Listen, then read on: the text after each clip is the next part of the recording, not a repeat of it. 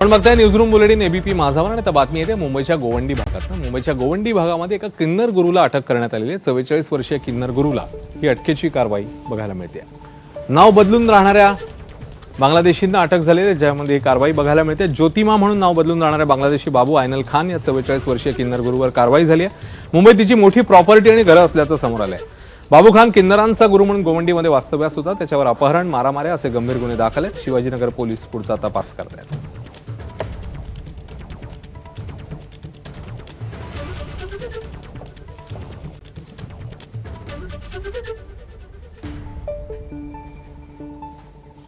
आणि आता एबीपी माझाच्या वेबसाईटवर जाऊया आणि बघूया की तिकडे कोणती बातमी ट्रेंडिंग आहे. आपल्याला युवराज सांगतो. युवराज, भारत आणि ऑस्ट्रेलिया वनडे मालिका उद्या सुरू होते. या मालिकेत मोहम्मद शमीला संधी मिळाली नाही.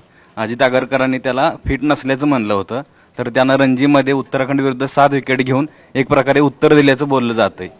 ही बातमी आज ट्रेंडिंग आहे. आपल्या वेबसाईटवर marathi.abplive.com ही आपली वेबसाईट. तिकडे जाऊन यासह सगळ्या बातम्यांचे ताजे अपडेट्स तुम्ही जाणून घेऊ शकता. फेसबुक